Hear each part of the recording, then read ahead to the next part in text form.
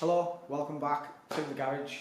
So if you're new to the channel, this is my 1986 or 7, one of the two, E28 520i Lux. So I've owned this car for 8 years as of about this time this year. I bought it for my 21st birthday, just before my 21st birthday, and I'm just coming up 29. It's pretty much been, it's my second classic BMW. I had an E30 before this, but this is my baby. In terms of cars I'm never selling, this is it. So if you remember from the previous videos, or if you've been keeping up, I've been restoring this car. So it had always been in pretty decent nick. It had been sprayed just before I bought the car. Well, a few years before I bought the car. So the paint was always nice and good. It had a few rust problems. First few years I had it. I ended up getting sills, wings, and a few other little bits done. But it was starting to get the frame rails, like the front frame rails where the control arms mount on the car, they were starting to go. So had those done. I did loads of welding on the back end and the front frame rail in the footwell area. Fully unsealed it all, cleaned everything up. There was no rust left underneath the car, and it's all clean and sealed, ready for new parts and everything to be refreshed and put back on the car. So I've had all the subframes powder coated, I've had all the bolts zinc coated again, really gone to like anorak levels of, like, I mean, I'm talking like show up at a car show with a mirror under your car sort of anorak. I recently got the car back from a full shoot, so the car is now fully painted. I've had the full thing done. I've had the bay and the exterior painted, glass out, doors off, the full 9. I'm really happy with the job. So it came out pretty well. It wasn't a cheap job.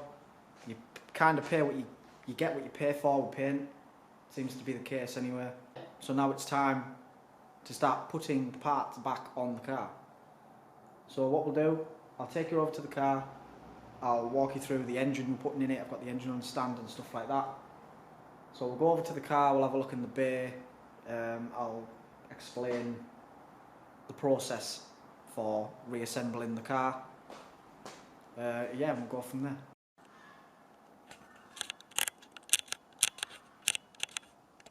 So I have started putting some parts back in the bay, but if you remember, if you've seen the previous videos, I made some panels for these, for the front fender, or like arch, well, I suppose I'd call it. This was the battery tray, and this was just a tray. So I've done there was a lot of welding needed to be done in the front area of the car. They're kind of known for it. I mean, you'll be able to tell, if you know E28s, you'll know there's supposed to be a panel here, but it was all rotten, so I've cut it all out and I've put nice fresh plate in, and just like made the best of a bad situation, really. This car has 184,000 miles on it, I believe, and it's been a UK car its whole life, so it was bound to have its fair share of rust and rot. But the engine bay paint is nothing flash. It's literally just a blow over, really. It could do with being flat and polished in areas, but I'm really not that bothered. I'm not much of a open bonnet kind of person at car shows, so it's not really an issue. Started putting the brake rod on. I've had this is all zinc coated. I've got to make a part for this on the lathe, just a bush. Reinstalled the clutch master, put like heat shielding on, basically ready for the engine to be dropped in. But yeah, this is the bay as it sits right now. Still got everything to go back in. I've reloomed a lot of the headlight wiring. All this has been nicely tesser taped and tucked back into the front panel. So yeah, that's the engine bay side of things. So I've started putting the chromes back on the doors. All these were off. I took all these off just for the paint shop to do their thing. I've put the chrome back in the rear windows. Put the back lights in. As soon as I got the car back, I removed the rear end because I needed to do the brake lines that go from the front to the back. I need to also reinstall the fuel line. But this is the rear subframe assembly pretty much. Got new bearings in here. I've got new freshly zinc coated hardware. Zinc coated eccentrics. I do have the CA tuned mod for the rear subframe to give you a toe and camber adjustment. We've still got the Powerflex yellow compound bushes in. These are really nice for street use, I think. Anything harder than this and you're probably going to not have a fun time. So yeah, that's pretty much ready to go. Subframe's powder coated. The rear arms are just hammerite painted. I cleaned them all up with a wire wheel and just hammerited them. So once the brake lines are on, which I have made, I just needed to put the fittings on and stuff like that. This is the brake line here. Just need to swage the ends and put that back on, then I can put the subframe back on. Here we have the M20B25 that's going in. So I've started putting parts back on this. I've put the subframe on, so my plan with this is to try and do it the way of dropping the car onto the engine. I know it's a bit of a faff on with the engine being, with BMW making their engines on the piss, but I'm going to try my best to get it to go in from the bottom of the car, because I don't like the idea of lifting the engine over that front slam panel. But we've got a lot of vapor horned parts. We've got the thermostat housing, vapor horned, engine mounts, alternator bracket. We've still got to install the diff cover, power steering pump, throttle body, the power steering lines. They're all vapor horned, and yeah, a lot of freshly zinc coated parts and stuff like that. So it's all nice and clean. I did put a new timing belt and everything on this. This has got like a full, all that's been done. New gaskets everywhere and shit. There's the wiring. That is my biggest fear at the minute, but we won't talk about that. And yeah, I'm just waiting on an inlet gasket, or the inlet gaskets, to come for this, so I can bolt the inlet up fully. Just put some high temp silver on this manifold the other day. So this is actually the manifold that came off the B20 that was already in the car. Luckily, I can just bolt this onto this engine and my existing exhaust will just fit straight up again. So that's a lifesaver, because otherwise I'd have had to mess about with adapting the M20B25 manifold to match my downpipe and exhaust. So yeah, that's pretty much where we're at with the project. The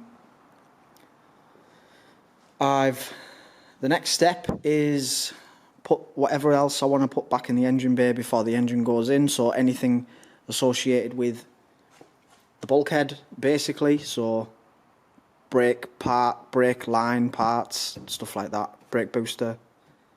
And yeah, once all the stuff at the back of the engine sorted, I can start trying to put the engine underneath the car and seeing how it's gonna how it's going to fall in, but yeah, I'm definitely happy with the paintwork as it is. I will probably still get it corrected at some point. There's a few bits of like orange peely bits that you can always get out, but that's for now. The priority is to put the car back together. I just want the thing back in one piece and at least running, so that, yeah, I never liked having this car off the road for any amount of time, never mind as long as it's been. I think it's been a year and a bit now since I started taking it to bits. It started off as an engine swap. I was just putting a B25 in it, and then here we are a year later, and it's like pretty much a restored 520i. So yeah, as far as the 28 goes, it is the priority. Once the 28's got its engine back in, and the Corvair cells, which hopefully isn't too long. I've had somebody come and view the car today, so hopefully that comes off. If that does come off, this will be expedited pretty quickly, and I'll also be able to start on the C10 build. I can't remember if I've divulged much about the plans with the C10, but I'm excited to get stuck into that project. It'll be like, this is like the restoration side of what I like doing.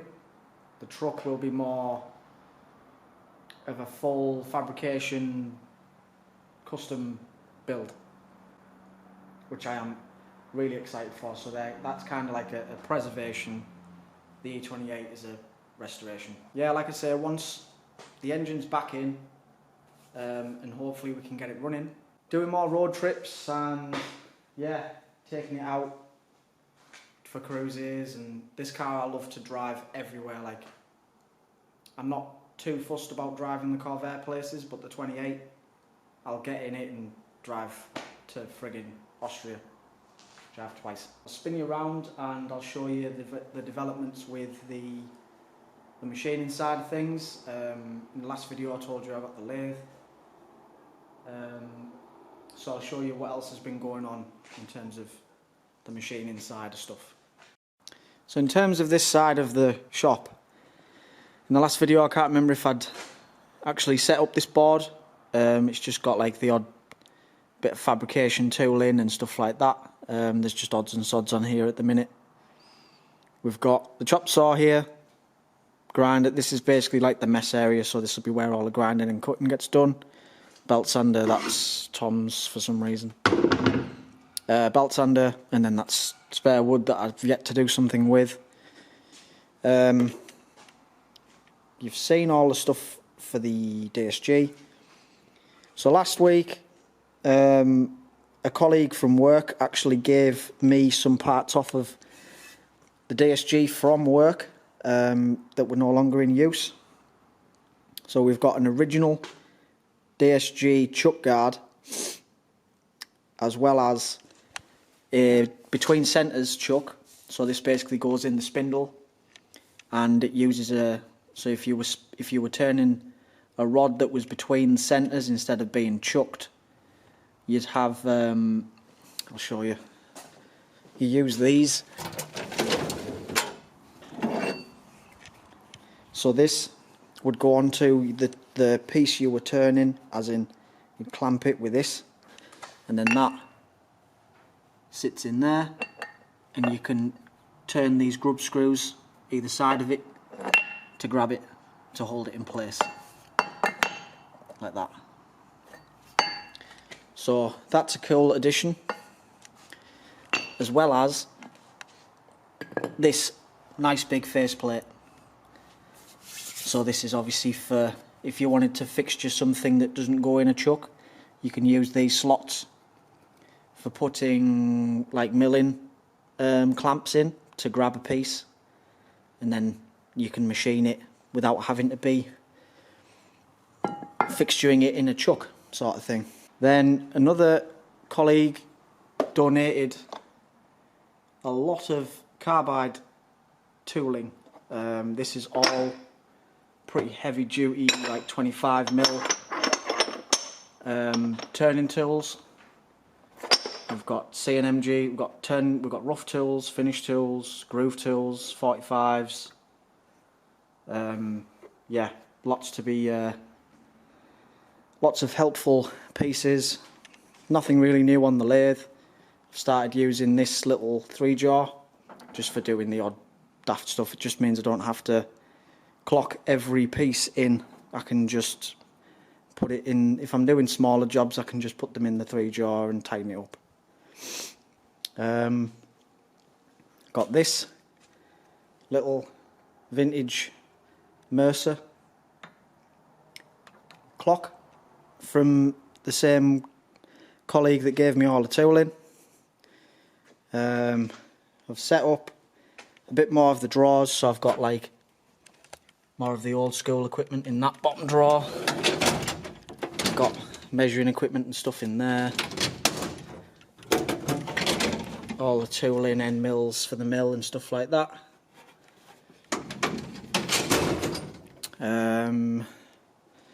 I've set this bench up a bit better, so got my staple tools for the mill in there. I've got like random bits in here, parallels.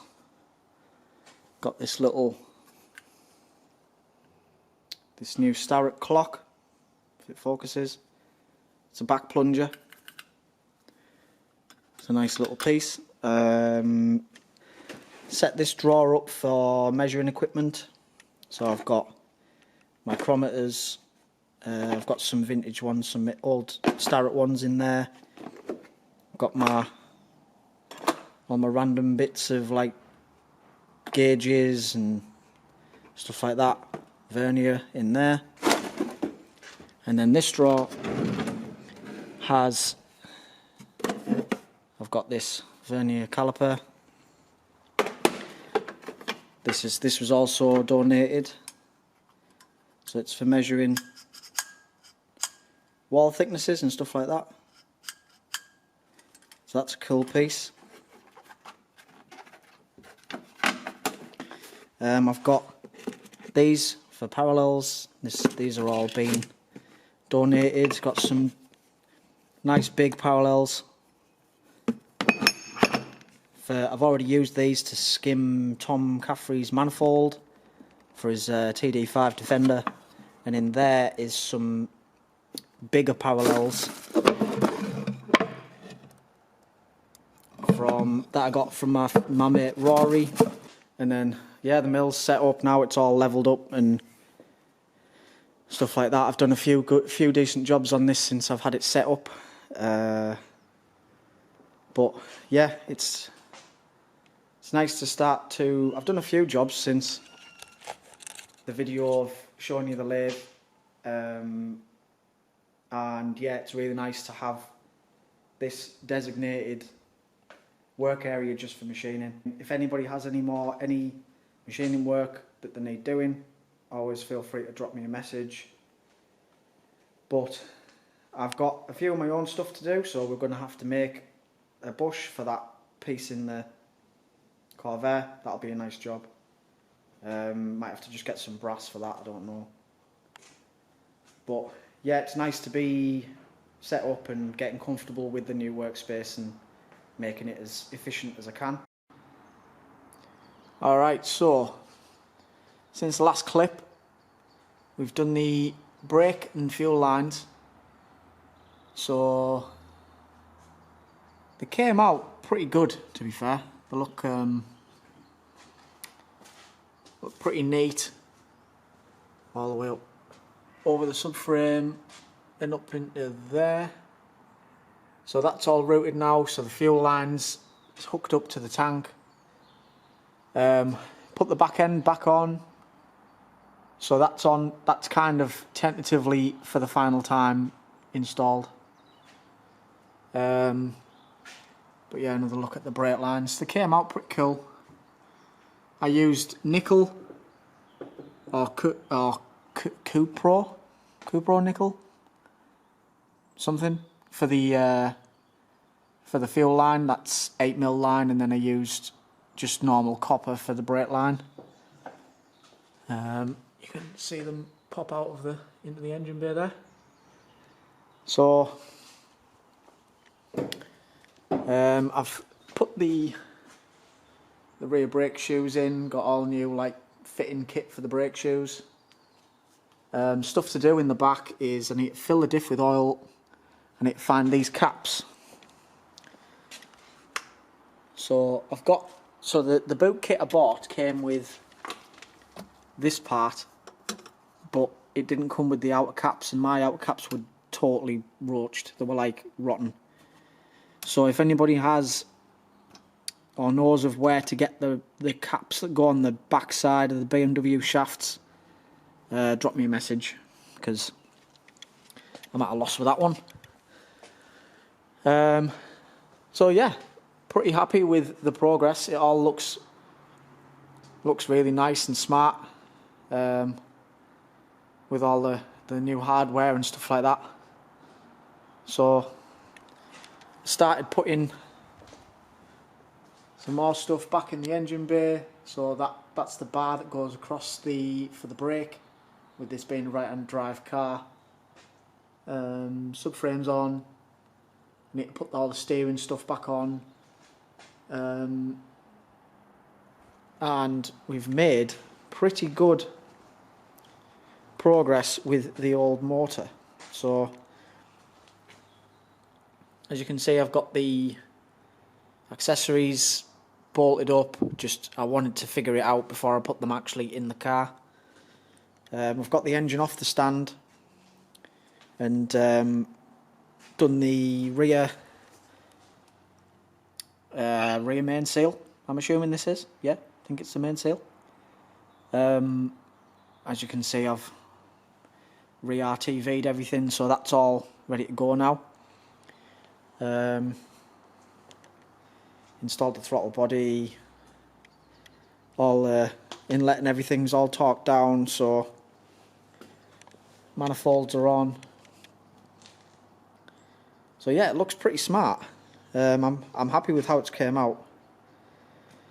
I've got so I kept the engine out of the E28 like the B20, and I took the clutch kit off of it today. So this is the flex plate that I need, with obviously converting to manual.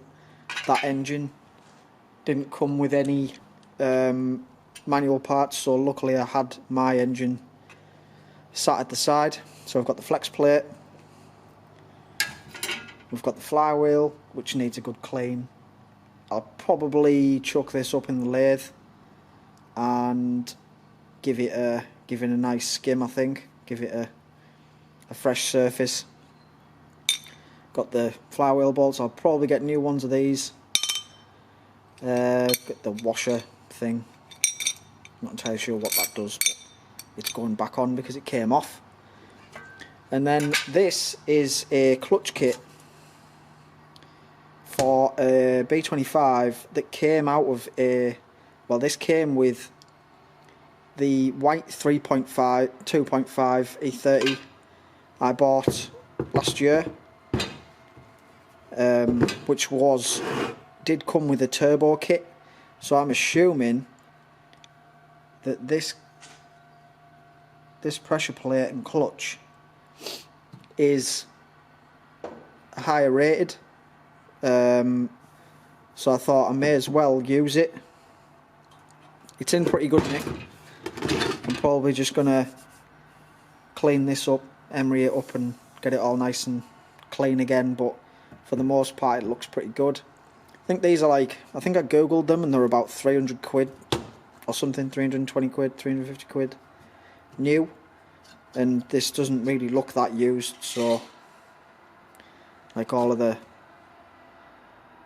still plenty of meat left on it, sort of thing. So yeah, we'll see how that goes. But this was the one that came out of the car, which is all rusty and it's only a 4-puck, but it's actual BMW. I think it says on it somewhere. Or not, maybe not. Oh yes, sir. So I'm assuming this was the OEM clutch, but or it had a replacement OEM clutch at some point in its life.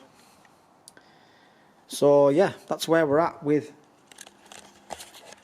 the E28. Well, probably in the next video the engine might be in the car, which would be, that'd be mint. That's my goal. I really want to get the engine just in the car. There's a few bits I need to order, few bits left to button up, but for the most part we're making progress. The car's painted, and yeah, very exciting. So thanks for watching. Hope you enjoyed this little update on the garage and the 28 and stuff like that. And yeah, I will see you in the next one.